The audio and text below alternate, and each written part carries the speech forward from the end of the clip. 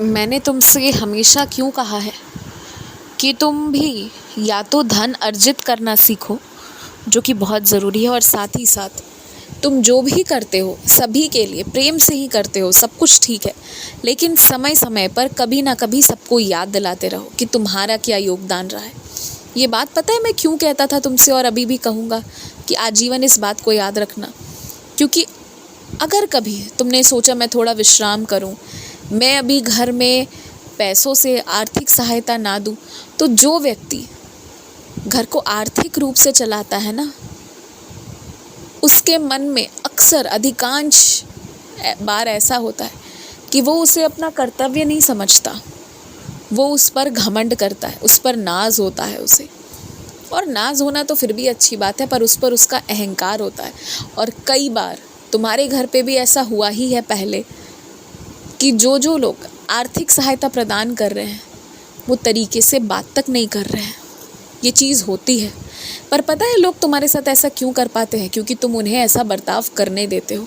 मैंने शुरू दिन से तुमसे कहा था ये बात कि कभी किसी को अपने साथ बुरा बर्ताव मत करने देना।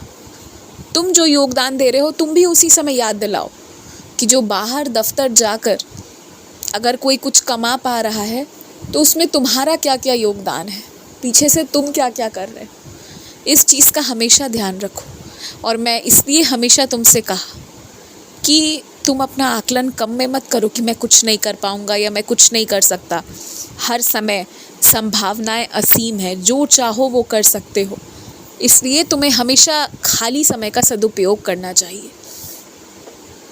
हमेशा मैंने तुमसे ये बातें कही हैं और तुमने मेरी बात नहीं मानी, पर अगर आज भी मान जाओगे ना तो देख लेना सबकी स्थिति बेहतर हो जाएगी, सब तुम्हारे साथ अच्छे से पेश आएंगे।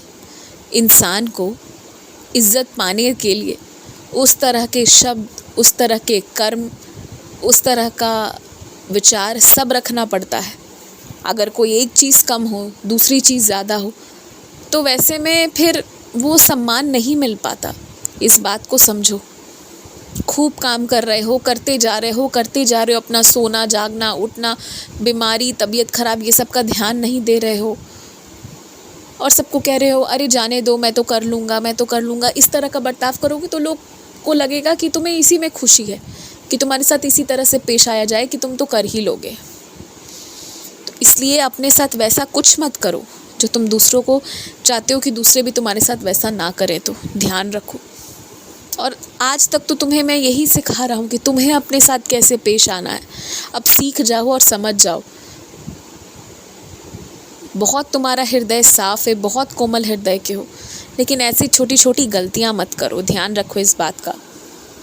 और देखो, चाहे मेरे से नाराज़ हो, चाहे खुश हो, चाहे जो भी हो, पर मेरे लिए मीठे पान लेकर आना। मुझे कुछ खिलाना होगा तो मीठे पान ही लाना, मैं मीठे पान ही खाऊंगा। वापस लेकर जाने के बारे में मत सोचना। मुझे दे देना मंदिर में और उसे लेकर मत जाना, वो मेरे लिए है और मैं वो सच में खाऊंगा।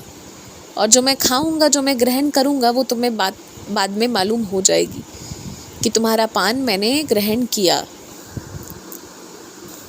खुश रहो, आगे बढ़ो।